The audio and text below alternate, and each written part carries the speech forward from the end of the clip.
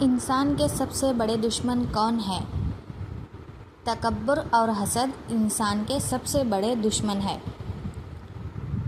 آج ہمارا سبق اسی کے بارے میں ہے۔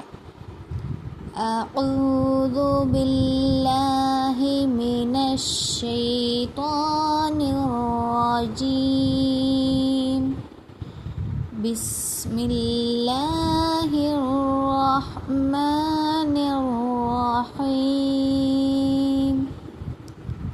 وَإِذْ قُلْنَا لِلْمَلَائِكَةِ اسْجُدُوا لِآدَمَ فَسَجَدُوا إِلَّا إِبْلِيسَ أَبَى وَاسْتَكْبَرَ وَكَانَ مِنَ الْكَافِرِينَ۔ چلیے اس کا ترجمہ پڑھتے ہیں۔ اور جب ہم نے فرشتوں سے کہا کہ آدم کو سجدہ کرو تو ابلیس کے سوا سب نے سجدہ کیا۔ اس نے انکار کیا، یعنی کہ ابلیس نے انکار کیا سجدہ کرنے سے اور تکبر کیا اور وہ کافروں میں سے ہو گیا۔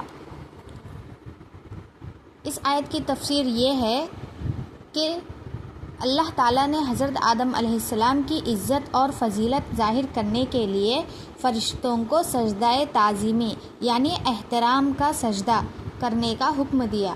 یہ عبادت کا سجدہ نہیں تھا، کیونکہ عبادت صرف اللہ تعالیٰ کے لیے ہے۔ عبادت ہم صرف اللہ تعالیٰ کے لیے ہی کرتے ہیں۔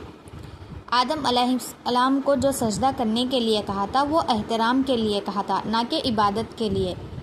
دوسری بات یہ ہے کہ تمام فرشتوں نے فوراً اللہ تعالیٰ کے حکم کی تعمیل کی، یعنی کہ جب اللہ تعالیٰ نے سجدہ کرنے کے لیے کہا تو تمام فرشتوں نے اللہ تعالیٰ کے حکم کو مان لیا، لیکن ابلیس نے تکبر اور حسد کی وجہ سے سجدہ کرنے سے انکار کر دیا۔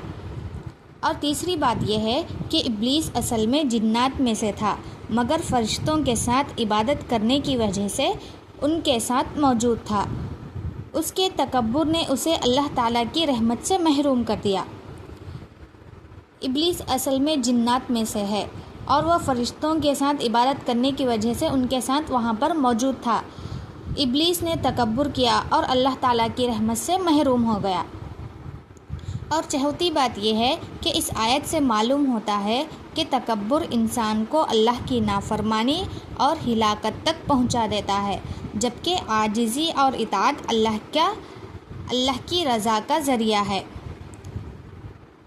اس آیت سے ہمیں یہ سبق حاصل ہوتا ہے کہ اللہ تعالیٰ کے ہر حکم کی فوراً اطاعت کرنی چاہیے۔ تکبر اور حسد انسان کے سب سے بڑے دشمن ہیں۔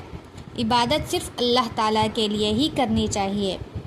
عزت و فضیلت اطاعت، علم اور تقویٰ سے حاصل ہوتی ہے، نہ کہ نسب یا اصل سے۔